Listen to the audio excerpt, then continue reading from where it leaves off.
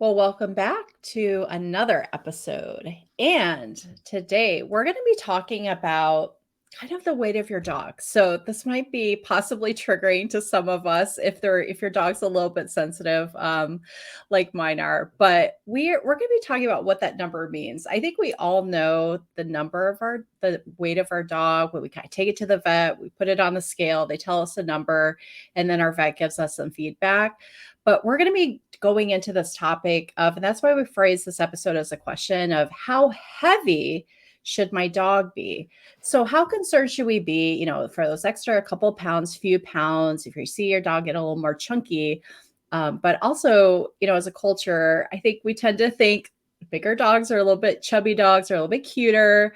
I remember for my one dog lost a lot of weight, we used to call her potato with legs because she was just like so chubby and so little. And to us, it was cute, but I know that it is not healthy. So Dan is always just here to walk us through of what is kind of the science around it. And we'll Yeah. get into the actual facts around how heavy should my dog be and really what we use for factors around that. Hi, Dan. Hi, Jen. Yeah, I know your experience is common. You know It what I mean? is. Like you've probably, if you're listening to the show, maybe you've at least seen this at some point. People are judgmental about other Mhm. people's dogs' body composition. You Yeah. know, there are some people that just in general have a tough time biting their tongue when it comes to doggy stuff. Like I don't know like what that is. It's just like people Yeah, I are. don't know It's a either. voiceless animal, and so people feel okay being like, I know this owner doesn't know what's right. I'm going to express something on behalf of the dog, and it's either like, did you know, like, don't go walk your dog on a day that's as hot as today, or don't, I can't believe you're starving your dog, it looks that way. That's sort of what I'm coming back to here is like, Right, the other there's, end of the spectrum, right? It's like, "Your dog's so skinny. What are you yep, not feeding it?" you're torturing it. Yep. Yeah, exactly. Mhm. Yeah, I don't know. We could probably spend a whole show on the social factors, but if we want Right. to talk about what is healthiest for the dog, we are going to work on that today. Yeah, absolutely. And I think we'll kind of play off this, how heavy should my dog be? And what does it truly mean? I'll phrase it as a question, like what does it truly mean for your dog to be too fat, quote Yeah. unquote? Like kind of that we like I kind of said at the beginning of our show, it's like that chubbiness. But what does it mean to be like too fat? Let's kind of walk through that. Yeah. Yeah. I mean, like, basically, the fat is at the root of the problem because anyone, you don't have to like be conversant in the science around obesity and nutrition when it comes to dogs and cats to Right. know that like being too fat is unhealthy. Everybody understands that at some level. Like there was a point in human history where, and it probably was like true because chronic diseases weren't a serious threat, and it was like having a huge body was a sign of good health because it meant you weren't going to starve, and that was the bigger threat. But at this point in our cultural development, everyone knows that it's not healthy to have a ton of fat in your body. It's like there are on the human side, and this is sort of like, in my judgment, this bleeds over into the doggy world too. Like there are social aspects of it. You know what I mean? Mhm. And when Yeah. it's like there's marketability and sexual attraction and kind of like expectations and all these weird social issues that also play into it, cause things like eating disorders and like really difficult things to deal with on the human side. And so it's like when it comes to us and how we manage our own body composition, it's more, there's just like a thornier issue. There's like more stuff to it. But like your Mhm. dog, as far as I've always believed, and I don't think anyone's going to disagree, like for them, they don't have these like identity Right. crises and self judgment or like peer judgment or any of that. It's really just about, from the animal's perspective, it's really like what's good for them is what's best for their health. And Yeah. that's sort of the only issue. Yeah, and health also is like health equals lifespan. Health equals, reduction of disease and things like the weight on its framework, the stress that it's putting on the body. Right. And yeah, I do agree with you from the social factor. And I also, when you were talking, it made me think of like chubby babies equal happy, chubby puppies equal happy. And so we kind of like get this notion of like, but it's so happy. It's like, even though, yeah, it might have some extra weight going around, you could kind of tell like a heavier dog that might be too fat. It's, it's in stress, it's Yeah. panting, it's, Yeah. so we have to kind of remember dogs don't carry the same psychological factors as humans of like, I'm so happy. So I know. yeah, Yeah, I it is about follow health. on social media some accounts that are really just geared towards like they only are popular because it is cute to see a fat dog or cat. They're like just, Yeah. that like they're testament to the fact that yeah, there is something there that's cute. And Yeah. I won't deny it, but it's like at the end of the day, for me, like part of my responsibility as a dog owner is to resist those little emotional urges when I know Mhm. through more cold, careful reasoning that my dog can't do on its own behalf, that Right. I got to make a different decision for it, you know? Right. Yeah, But you're right. exactly. Health span, lifespan. Those are the two kind of ways to think about health as far as I'm concerned. Lifespan, really simple. It's just like how long is the animal going to live? And it's typically the inverse of how at risk for chronic disease is it. Risk, chronic diseases are what Mhm. kill dogs. And then the other is health span is just a little bit different concept where it's sort of like in this day and age you can keep someone, dog or person, alive even though it's not getting a great deal of like good quality out of its Mm. life. You know what I Yeah. mean? Like you could think of Mhm. a bed bound person on life support type stuff as the extreme end of something that's alive but is not getting much, like its health span is Right. already over. So but you're touching on it. It's like if Yeah. your dog is seriously overweight, then it's not going to be able to do some of the things that it definitely gets some enjoyment out of. And so, fortunately, in this case, like lifespan and health span tend to go hand in hand, like they're right next to each other. And so it's kind of easy to think about the paradigm for like, okay, what does it Yeah. really mean to be too fat? And I think when I think about caretaking, our caretaking responsibility, like you said, I as a responsible pet owner, and I think, when I think about my friends and family that have had, and myself that had a dog that had an extra few pounds, I never sat down and said, I need to put some pounds on my dog. It never was a very intentional or even go as so far as malicious behavior. It was, back in the day, we used to like do table scraps to our dog. It was a very social thing of like, oh, you want some? You're so cute, begging. But then we would quickly see that she was gaining weight, or our family dogs were gaining weight, or not getting enough exercise. So yeah, there is that like responsibility there of like, yes, but don't give them, people food, and make sure they get Yeah. enough exercise. So yeah, Yeah, yeah, it's real. It's it's real. real. It's like, I mean, my book is really about the issue of obesity. It touches on a bunch of health conditions, but it's really about like the fact that obesity is so common among dogs and cats, and why the heck is it so common? You'd think this is something that pet owners could manage really easily, given how clearly it is linked with chronic disease, reduced lifespan. And I guess that's what I was going to say is like by far the most impactful thing once you get past like giving enough food so it doesn't starve and not giving it a Mhm. food that actively poisons it, like Right. actually harms it in the short run toxically. Obesity is basically the third most significant thing that you can really impact, that you can do that's going to have a material measurable difference in like how long your dog lives on like again, we're always talking about averages here, and it's unfortunately the case that like not every dog you could do everything exactly right and tragedy can still happen, but on average, there's nothing even remotely close that you can do that will extend your dog's lifespan more than keeping it at a healthy body composition. It's just like it, Yeah. it makes a huge difference, more than a lifetime of smoking for a person, I always say. Yeah, absolutely. And before we kind of go into the actual like body weight and really talking about that, can you give us some statistics? Like you said, obesity is very common with dogs. Yep. What are the statistics around dogs that are obese? Yeah, so we're going to get into this show on this show, the issue of, well, what qualifies as too fat, uh, meaning what qualifies as overweight. Like, are we really drawing the line at the right place? But outside of that, let's ignore that for 1 second, and let's just use the like most commonly drawn definition. And we're going to get to what that is in a second. But just according to like the most basic garden variety, not so progressive definition of obesity in dogs, more than half of the dogs and cats in the country are overweight or obese.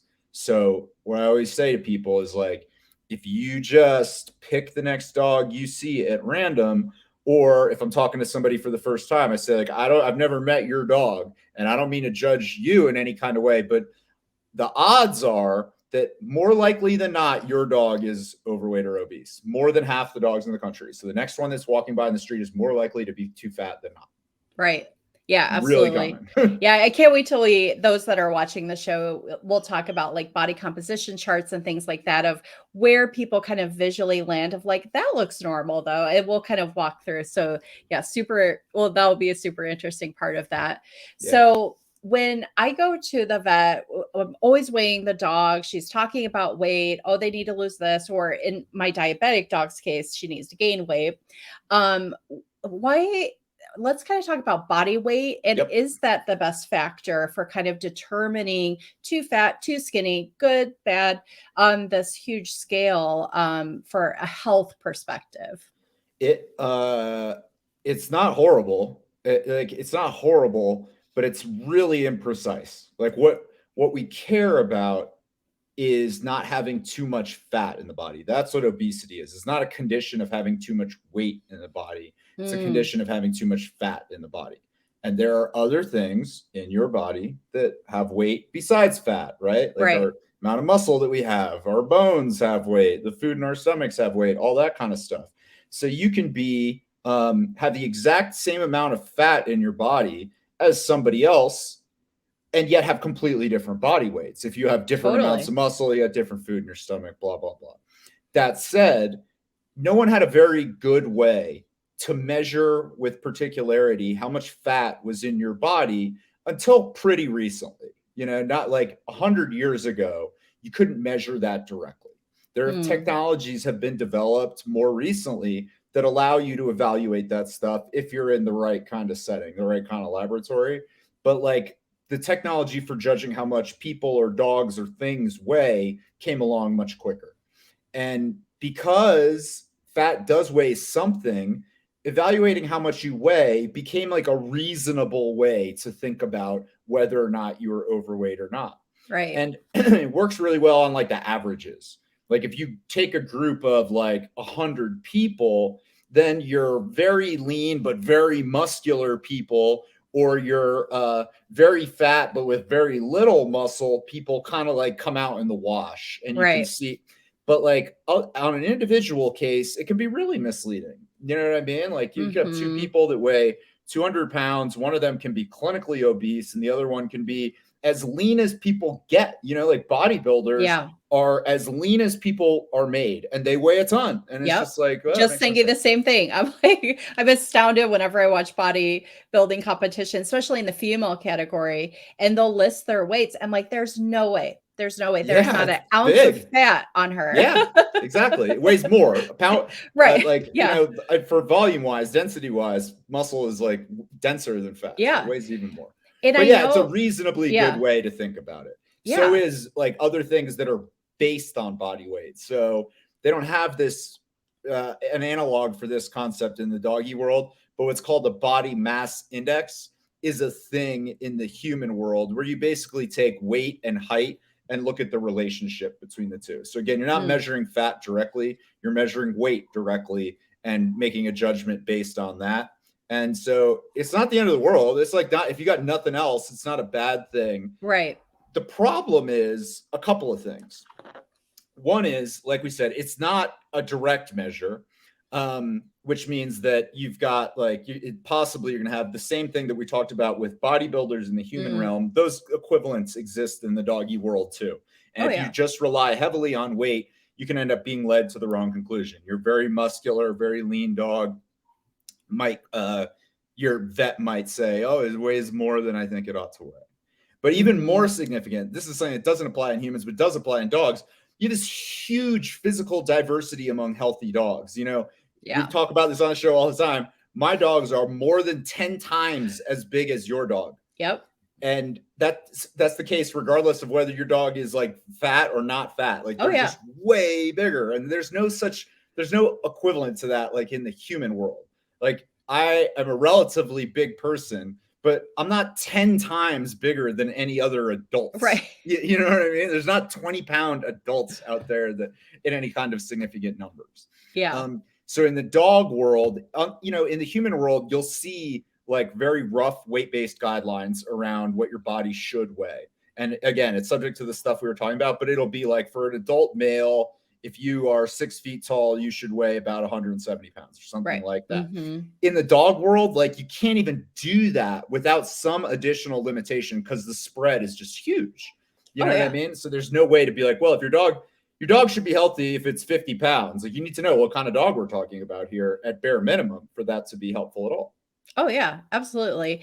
And within that size difference, there is a difference in the smaller size dogs of a 1 to 2 pound gain versus a large dog that Right. gained 2 pounds, 5 pounds. So it's almost impossible to compare the two.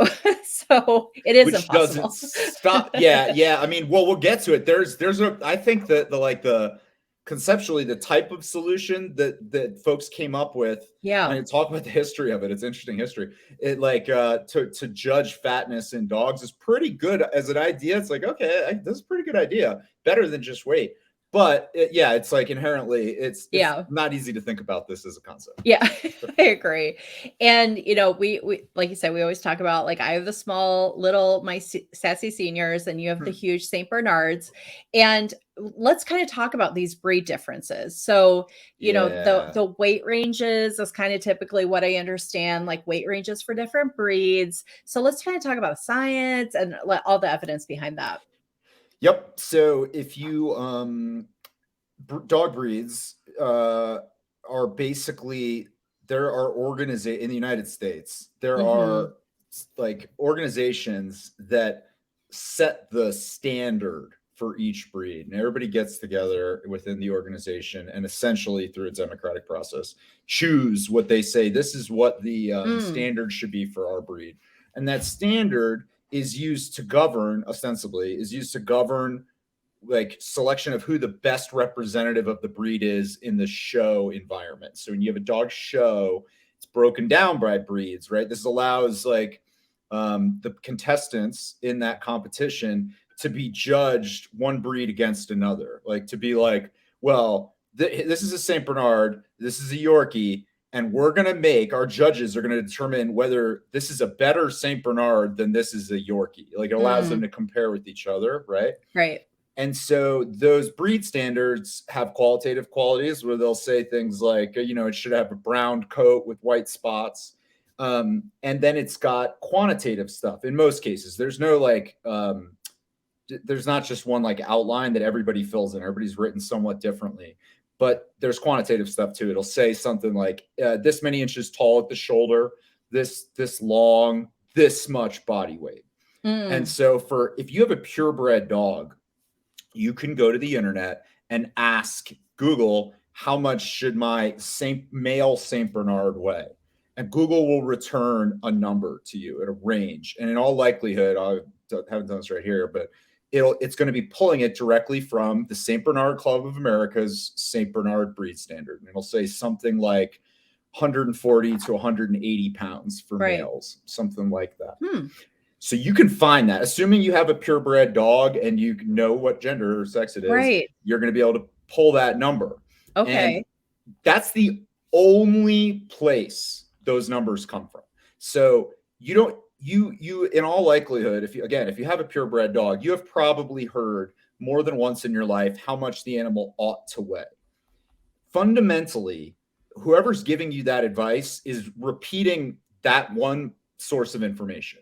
There has Okay. never been a study where scientists have in an organized way been like, we're going to take all the St. Bernards and we're going to look at the relationship between body weight and lifespan, and we're going to figure out which body weight lives the longest. That's never been done in any breed ever, Hmm. ever. So regardless of whether it's your neighbor or your vet or your dog breeder or the judge at a dog show, if somebody is telling you, well, you have a St. Bernard and it's a male and I know my information and it should be 150 pounds, what they're saying is, I know the breed standard that these people Mm. came up with. That's the only source of that information. And it's not like, there's kind of a couple of things to note about it. One is that, like I said a second ago, it's definitely not based on science. It's just based Hmm. on these people that, again, I'll just keep using St. Bernard as an example. Like, they know St. Bernards really well. They've been around St. Bernards all their lives. They've seen which ones win in the show typically. They've seen what they used to look like, what they look like today. They've seen all kinds of different ones. And they've said, this is what the number should be. But even the number they choose, like, not only is there no science justifying it as like the best for its health, Right. it's also the case that it's like that's not even what they claim to be doing. Like, they just basically say, well, at this weight range, it's the best representative of the breed. And that doesn't just mean how long it's Mm. going to live. It means things like, you look at the history of the breed. And if it was bred to, like in the case of St. Bernards, to pull carts, dig people out of avalanches, Right. things like that. Maybe you want a bigger dog or a longer coat or all these qualities that like just serve this really weird, vague concept of like the purpose for which the breed was developed. And so Hmm. somebody might very intelligently be like, well, a St. Bernard is supposed to be 140 to 170 pounds. And I might say, well, why is that? Does that mean they live the longest? And they go, no, of course not. It just means that that's the best way to represent the breed. And it's just like, okay, so that's not really, in my case, Wow. not being a dog show contestant, I'm not so concerned with that. You know, I Right. don't need to win. I want my dog to have as long a lifespan and as long a health span as possible.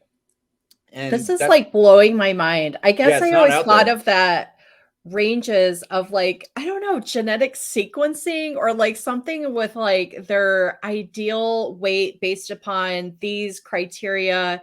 It's all based upon dog shows. Yeah, And it's all based on dog. wow. That like breed specific stuff. Like, really, Wow. as far as I'm aware, well, I mean, Mhm. it's expensive to do scientific work. Yeah, And in the doggy world, there is far, far less available money to go around for this stuff sure. than in the human world. And so it's just not the case. And you start to think about how many breeds of dog there are and how many of each breed you need in order to get a reasonable idea based on statistics of like what a good average is.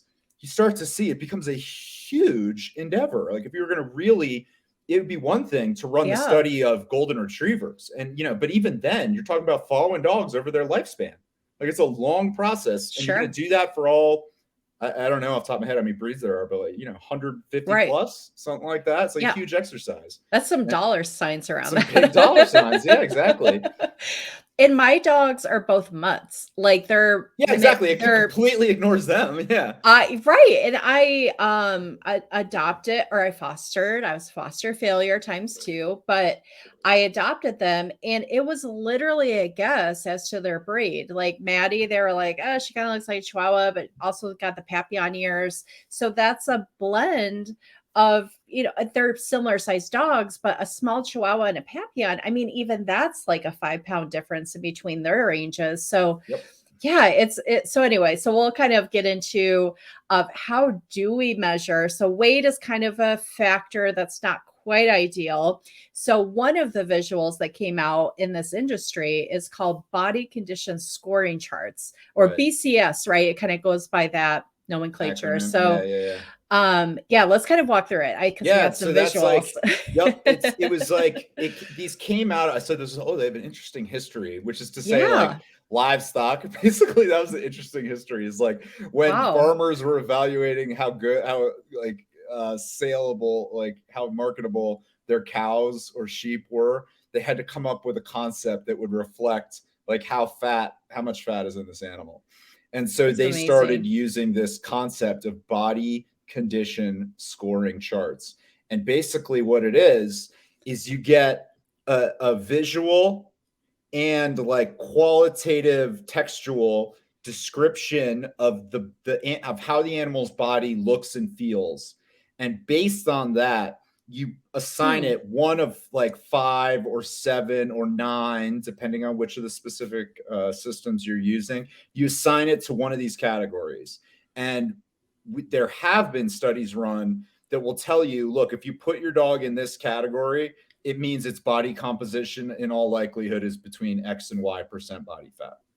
Wow. Which so pulling out, it's like I remember writing this component of the book, like this part of the book, and Sure. just being like, it's so much harder to talk about it than it's a really simple concept when you like see it. So if anybody's like listening to this and Yeah. you like, if you're gonna just watch the video for one, this might be like the one to watch for. The one to watch. Yeah, I don't think there's any way that we could accurately describe aside from the numbers and what the dog looks like. But yeah, this is certainly a visual one. So I We'll know make we've sure. got like two. This is one I created, which is basically based on all the same information as you've seen in more popular ones with a few different bells and whistles put on there. But I'm just going to do my best now to try to describe for anybody that's listening. Like what you get on mine, you've got 5 different like silhouette categories. So I've got an image of the dog from above, like looking down on the silhouette of a generic dog. And then I've got one looking at it from like the side. Like if the animal is Right. just standing and I'm looking at it in profile, Profile. yeah, Mhm. you could see the silhouette and you could see sort of how steep the stomach, like the abdominal tuck slopes upward. Right. You can see if you're looking at using the silhouette where you're looking down on it, you can see, are we talking about a sausage shape or are we talking about like an hourglass shape? Does it have a waist or not? And so those, and then basically everything else on the chart is just like qualitative ways to describe that same stuff that you can just see. It's like you've got your like specific silhouettes and you just go, okay, my dog looks like that one the most, as Right. opposed to like this one the most. And then you see the implications of that throughout the chart. It's like, okay, this means your dog's body fat is probably between X and Y, that kind of stuff. It always amazes me, like, being new to this, some of these descriptions. For example, the most emaciated version is the ribs, so it has, like, a column describing the ribs and the pelvic bones. It's all visible from 20 plus feet away. So it's just, it's very particular of how they're measuring these different categories. Yeah.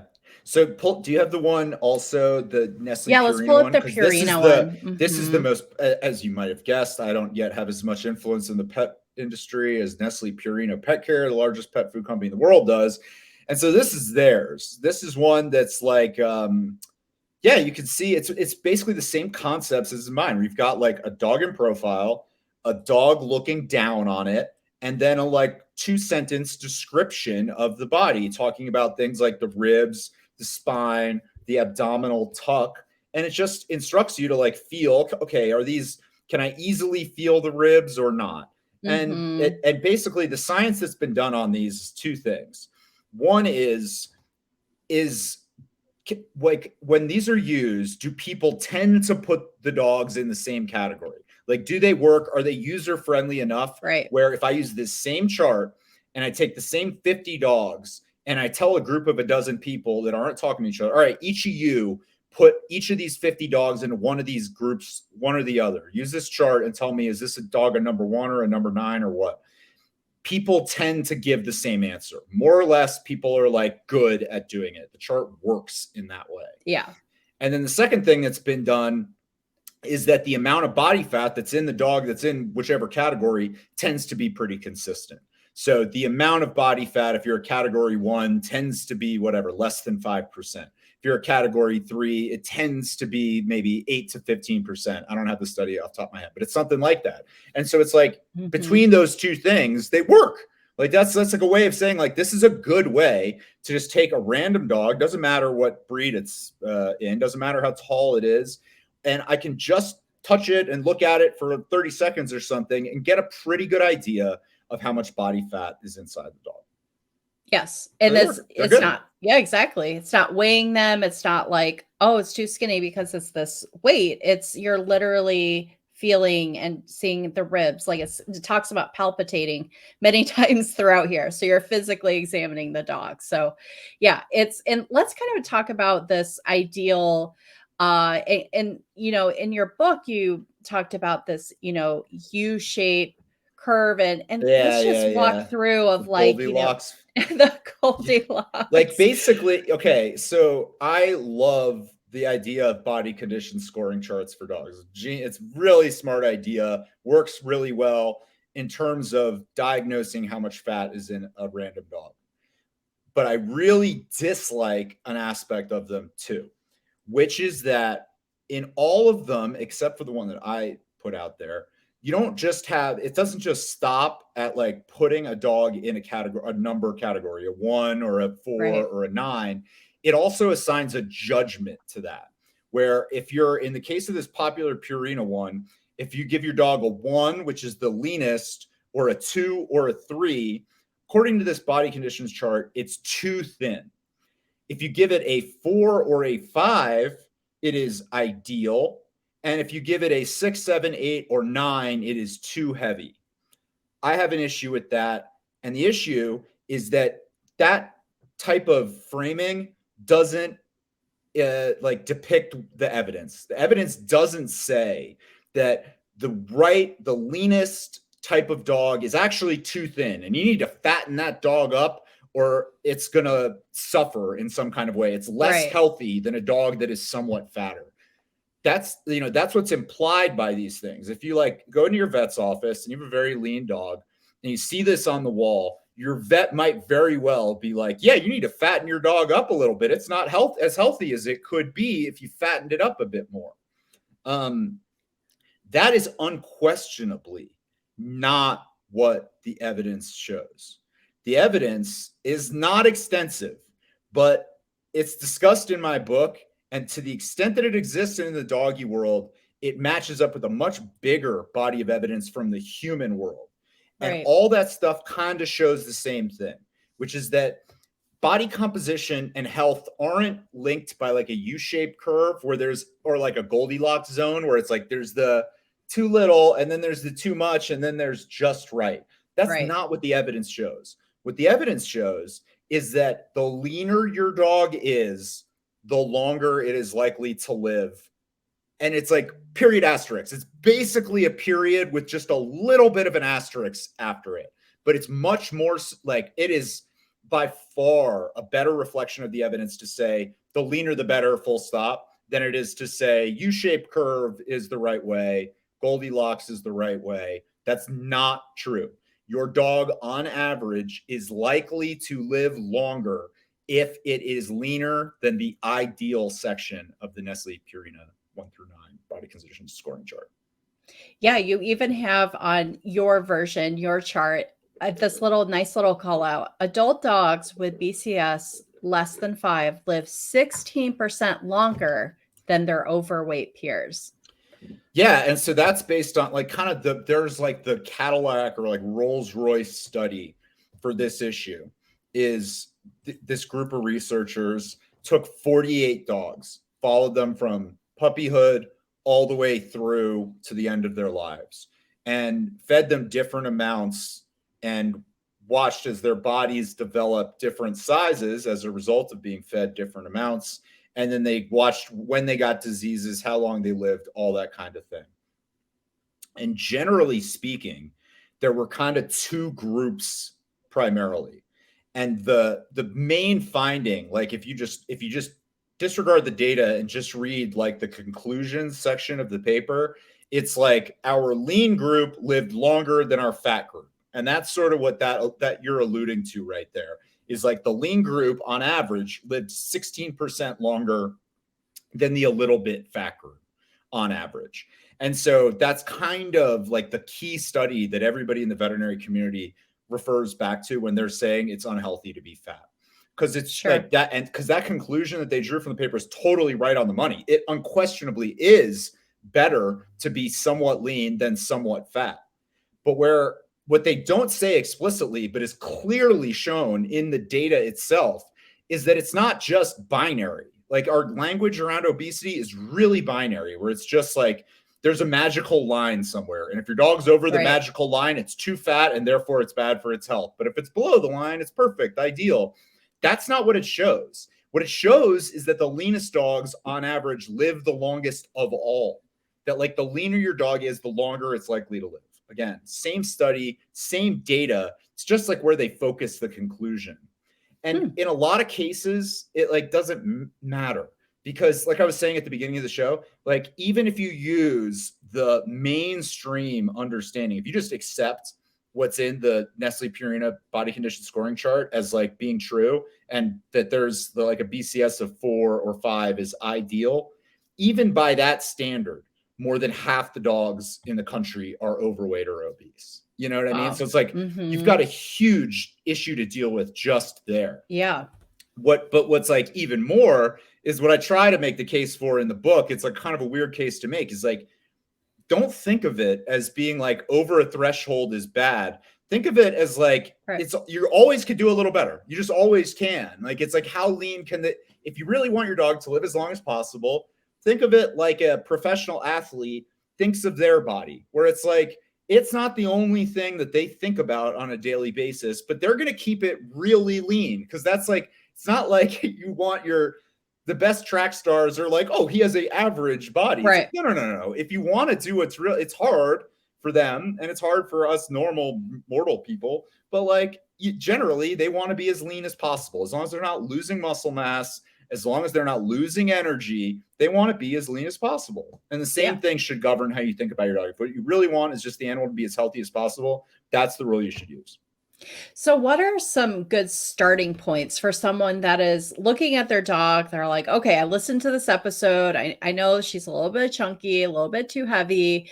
Like, where do they start aside from obviously talking with your vet and working on a plan that's best for your dog?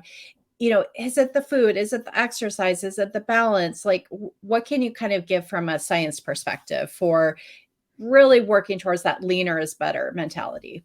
I mean, both will move the needle, but diet moves the needle way, way, way more than exercise. Yeah. Like you can, if you, to start in the human realm for a minute, anyone that's listening to this has probably one time or another tried to lose weight in their own lives. You have the amount of physical exercise you have to do if you're not going to eat well. If you're like, I'm not going to, I know I don't have enough like I can't, I'm a baker and I got cupcakes around all day. Right. I'm going to eat them. That's just going to happen. But I'm going to exercise a lot. The amount of exercise you have to do is obscene. You know what I mean? You have to do like professional athlete levels of exercise because 1 hour of running, you could just eat your way through that. You can eat your way through that pretty easily. It doesn't take that much. And so if you, that same concept applies to your dog, except kind of even more so because their bodies aren't as big as ours. And the amount of calories that you expend to go a mile is lower for them than it is for us because we're bigger. And so, you take your dog for a 1 mile walk a day, you're talking about 100 calories. It's Wow. just not that much. It's just not that much. So, Yeah, it's good both, from obviously a social perspective and, bonding with your dog and getting oh, them sure. outside, but from a, like, lose weight, be healthy perspective, it's gotta start with their plate. It's gotta start with their food. I think that any vet, like my perspective on what's healthy nutritionally for the animal is not like what is taught in vet school. I believe Right. that the curricula is wrong and they ought to be being taught something else that's reflected better in the evidence. But that said, I'm in the minority there, not in the majority. I am not in the minority on this issue, though. This is like everybody says the same thing. It just Right. doesn't move the needle. Right. Like it kind of does, but just not really. Yeah. Really, you got to start with diet. That's the Yes. bigger issue. And it also, I'll make sure to link it in show notes. We did a whole episode 8 of how carbs make dogs fat, the evidence, and we walk through the more science. So if you want to kind of get nitty gritty in terms of like, okay, so I need to change diet, what do I do? That will really truly walk through of like the fat, the protein, the carbs, and why carbs are the thing that makes your dog fat. So That's right. yeah, it is rather alarming how quickly they do gain weight, because I remember at one point in time, I was making homemade dog food. Looking back, stupid idea for a lot of reasons, but I just remember it was within a 2-week time span. I mean, Yeah. both of my girls, like, looking back on pictures, I was like, "I thought I was doing the right thing." I was, the rice, the veggies, the chicken, and the proportions were just the way off. So it's, yeah, we just have to be very responsible and just know what's right for them, and of course work with your vet, but carbs are a good place to start for I sure. mean, look, ignore the evidence. Let's ignore the issue of like who is interpreting the evidence more reasonably, who's right in that Right. regard or not. I will tell you that you cannot make a dog obese unless you feed it carbohydrate. It might be easy to make your dog, and I've seen it firsthand myself. You overfeed your dog a typical garden variety kibble product that's 40% carbohydrate. It is super easy to overfeed it and it will start packing on pounds. It is Yeah. not hard to do. It is inadvertent in tons of cases. You Yes. can't do that if you don't feed it carbohydrate. Full stop, period. I have literally never seen it once in either dogs or wolves. It doesn't happen. And so that's just one way of saying, like, the real problem here is carbohydrate. It's not the only way to make a dog lean. If Yeah. you want to be rigorous about exercise and portion control, you can make a dog lean while feeding it carbohydrate. It's possible. One of a few ways to get there. You cannot make a dog fat without carbohydrate, though. Yeah. That's a fact. Yeah, absolutely. And, in that spirit of lean is best. It's hard to kind of balance that social, idea of like, but my dog is too skinny. It's losing too much weight. Can you kind of speak to that of like, I know we went Yeah. through that of the body condition chart, but just that, what is it to be too skinny, when they start to lose weight and maybe you're seeing the rib cage more than you're used to? Yeah. I mean, I guess the only two things I would say are that number one, it's really easy to project our own perspectives, emotionally, particularly emotional perspectives on body composition matters onto the animal. And when people talk, it's like a triggering thing for a lot Yeah. of people talking about body weight. There are plenty of places where the nature of the discourse around that subject in the human world is toxic and is just gross and makes people feel bad about themselves in ways that follow them around for the rest of their life. And it's ugly and gross, and it can cause all kinds of different emotions to react, like, emerge in order to like help somebody try to deal with that. Where you become very anxious when talk about body, like that's something I've experienced myself, where you like Yeah. starts getting brought up and you start feeling uncomfortable. And it's just it's easy. I guess that's what I'm saying. Like the first thing is like it's just easy to project your own feelings Yeah. onto the animal. And so I'd caution people to try to be mindful of that. Try to interrogate how they're feeling around this subject. Is this really something that I'm experiencing in my own head or because of the social issues around this issue? Or is this really how I think my dog is feeling? That's one thing I Yeah. would say. The other is like, I would try to be careful in parsing out similar but distinct concepts. So, like, for instance, it's easy to conflate the need for food with the desire for food, for instance, Mm. right? It's like a dog, it does not, yeah, just because it is drooling or just because it is orbiting or begging for food it sees out and wants to eat does not mean that it's hungry. Plenty of dogs that I've had in my life, including the ones I have right now, exhibit that behavior even when they're very well fed. And so there's like this tension, sort of like if you're not just purely using a like better lifespan is better type approach to like Yeah. thinking about how you're feeding your dog, it's easy to like basically be like, well, no, I can't torture him. I want him to be happy. I can't just like give him nothing he wants. And I'm just like encouraging people, use a little bit of critical thinking around that. And like, just remember the like, is this really what the dog wants, what it needs? There's a difference Mhm. between like craving of food and feeling the absence of food that is like hunger. Like think in your own experience, like There are times I want to eat and I'm not hungry. You know Yeah. what I mean? Like those are not the same. They're similar in some ways, but they're different too. Yeah. And also, if you don't want to have your dog, if you want your dog to lose weight but not to ever feel hungry, you should just take the carbs out of its diet, because then you can Right. feed it basically as much as you want and you can't make it get fat. Yeah, So that's exactly. the thing. But it's just like, it's tricky because you can't ask it to just tell you, to express how it feels Yeah. and stuff. It's like you got to read between the lines, and it's not easy.